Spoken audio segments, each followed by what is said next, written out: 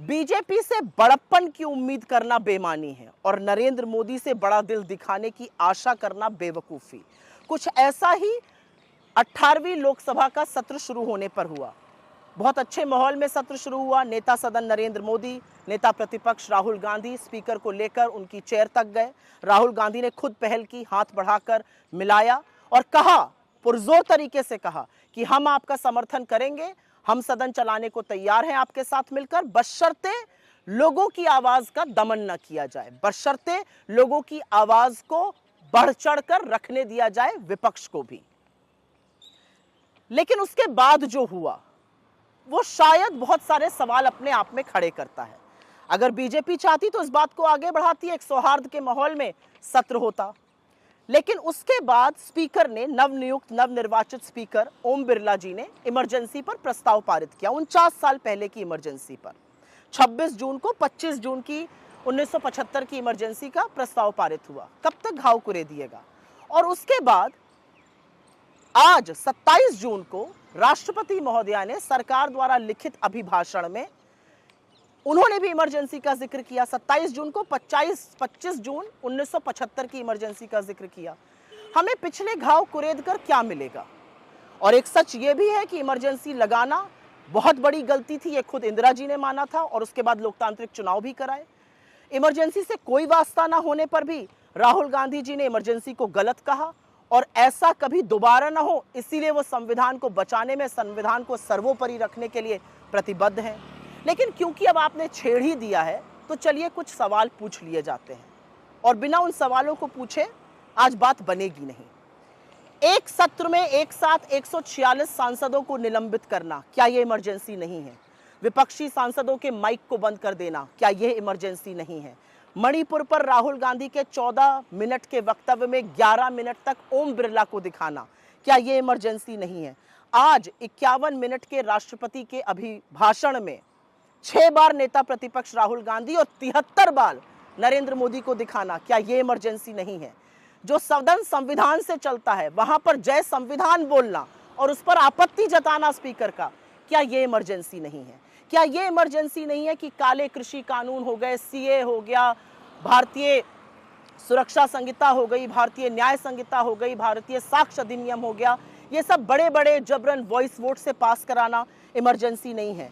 क्या 35% बिल 1 घंटे से कम की चर्चा पर पास करा देना इमरजेंसी नहीं है?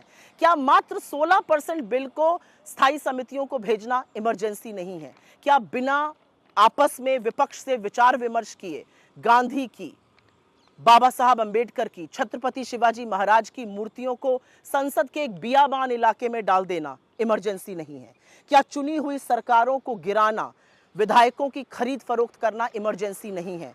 क्या चुनाव के ठीक पहले 2 मुख्यमंत्रियों को जेल में डाल देना, मुख्य विपक्षी पार्टी के खाते बंद कर देना इमरजेंसी नहीं है? क्या विपक्ष के पीछे सीबीआई, ईडी, इनकम टैक्स जैसी एजेंसियों को छोड़ देना इमरजेंसी नहीं है?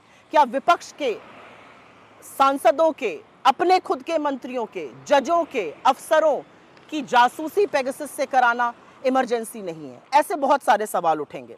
सवाल तो वो भी बहुत सारे उठेंगे कि 1 साल से जलते हुए मणिपुर को उसके हाल पर छोड़ देना, क्या ये इमरजेंसी नहीं है?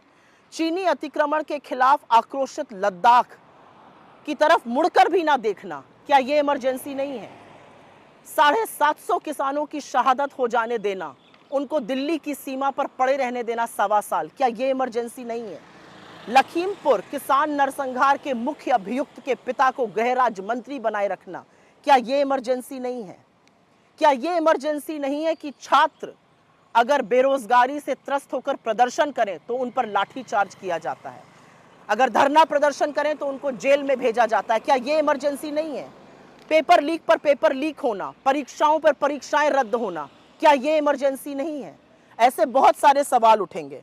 ऐसे बहुत सारे सवाल उठेंगे कि क्या 21 साल की क्लाइमेट एक्टिविस्ट को गिरफ्तार करना, साजिश बताना देश के खिलाफ, ये इमरजेंसी नहीं है? क्या मीडिया को चरण वंदन के लिए मजबूर करना इमरजेंसी नहीं है? असहज सत्य दिखाने वाले मीडिया को जेल में डाल देना, क्या ये इमरजेंसी नहीं है? अधिकांश मुख्य धारा के मीडिया को अपने कब्जे में कर लेना और सोशल मीडिया पर शिकंजा कसने की कोशिश करना, यूट्यूब चैनल्स को रेगुलेट करने की कोशिश करना, क्या ये इमरजेंसी नहीं है? बहुत सारी बातें हैं जो पूछी जाएंगी और उसमें से एक बहुत बड़ी बात यह रहेगी कि मनमाने फरमानों से कभी नोटबंदी लगा देना, कभी लॉकडाउन लगा देना, कभी मजदूरों को चिलमिलाती धूप में पैदल चलवा देना, क्या यह इमरजेंसी नहीं है?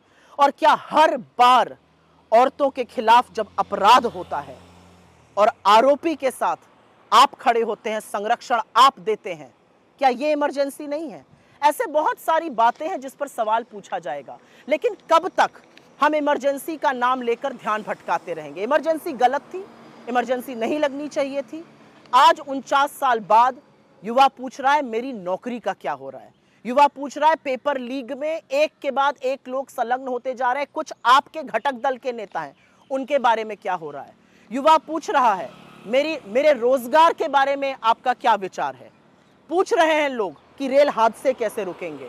पूछ रहे हैं लोग परीक्षाएं रद्द होनी कब बंद होंगी। पूछ रहे हैं लोग जम्मू कश्मीर में बड़ी बड़ी डींगे आपने हाँकी, कब वहां पर आतंकी मुठभेड़ें होनी बंद होंगी। ऐसे बहुत सारे सवालों का जवाब दीजिए। पुराने घाव कुरेद कर कोई देश कभी आगे नहीं बढ़ सकता है, लेकिन अगर आपकी यही मंशा है तो यही सही, पहले जो सवाल पूछे गए उनके भी जवाब देने की हिम्मत जुटाइए।